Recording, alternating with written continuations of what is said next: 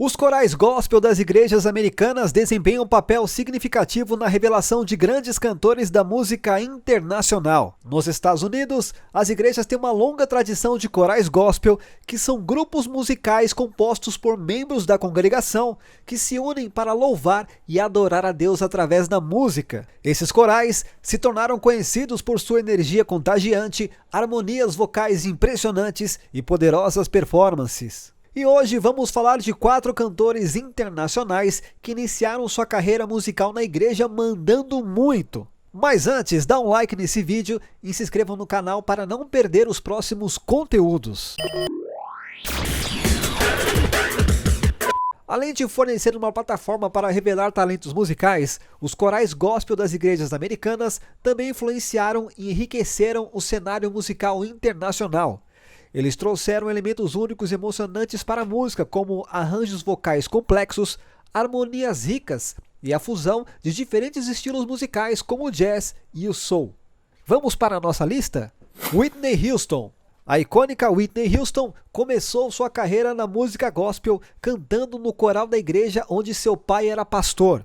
A influência da igreja na vida musical de Whitney foi profunda, lhe dando uma base sólida para desenvolver suas habilidades vocais e interpretativas. I was singing by the time I was 7 years old. I knew that God had given me a gift. I didn't know quite what I wanted to do with it.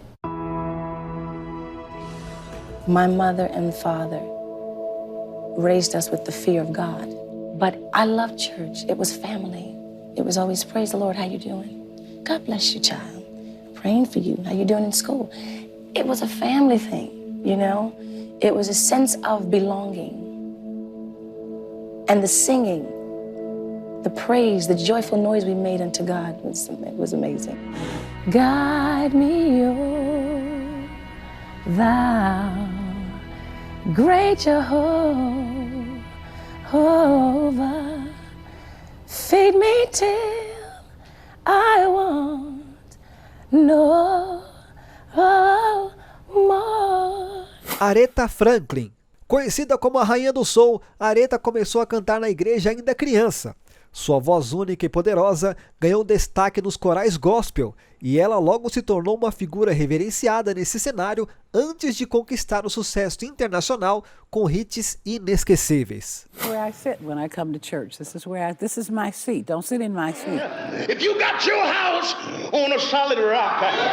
Her father, the charismatic Reverend C.L. Franklin, who was pastor here, would electrify audiences with his thunderous sermons. When you come face to face with temptation, Then he'd call his daughter up to the pulpit. My dad had to push me to sing, though. I really didn't want to sing. Aretha was about 10 years old. I'm standing up on a little box.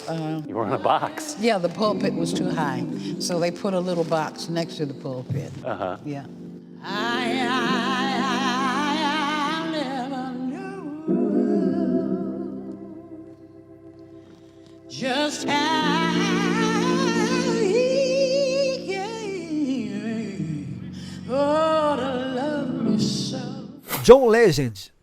Antes de se tornar um cantor de renome mundial, John começou sua carreira musical na igreja. Sua habilidade vocal e talento como pianista foram desenvolvidos enquanto liderava o coral gospel de sua igreja, mostrando seu domínio emocional e musical desde cedo. Well, I started out taking classical piano lessons first. Yeah. When I was at 3 or 4, and then my grandmother started showing me gospel songs when I was 6 or 7, I think, maybe. And I started singing in the choir at church then, too. When I was a kid, I was just exposed to mostly gospel because that's what my parents played at home. Yeah. I mean, I knew about Michael Jackson. I knew about, Prince and Madonna and different artists like that. And, George Michael and all these different artists. But we didn't listen to them a lot at home because my parents listened almost exclusively to gospel. Yeah. And so I would say I wasn't really that aware of what was going on the radio in the 80s. I didn't really become that aware until the 90s. Elvis Presley. O lendário Elvis também teve sua primeira experiência musical na igreja. Ele começou a cantar no coral da igreja quando jovem, onde sua voz única e carisma inegável chamaram a atenção. A influência do gospel em seu estilo musical foi marcante, tornando-se uma das características distintas de sua carreira.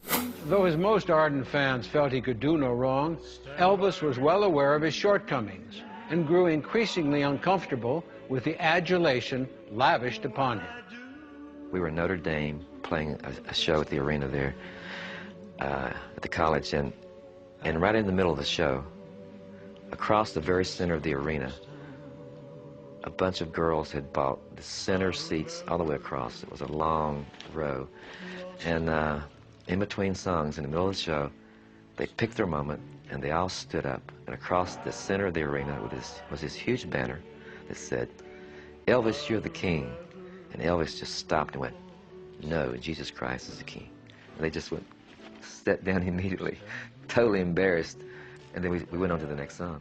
But it sent chills up my spine because I was going, he wasn't mad at them, but he made a point. And it was amazing that the reviewer never mentioned it or anything.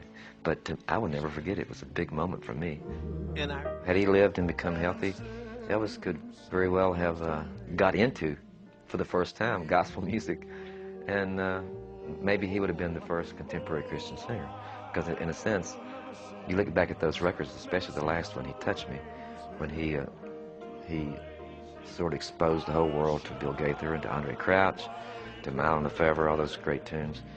In a sense, he turned the secular world onto what was happening in gospel music. To that point, I think it was basically a smaller world for that music, and he opened it up to the whole world. E você, curtiu? Quem você acrescentaria nessa lista? Não deixe de mandar nos comentários, hein? E se você ainda não é inscrito no canal, faça sua inscrição agora e reforço, dá aquele like e fique ligado nos próximos vídeos.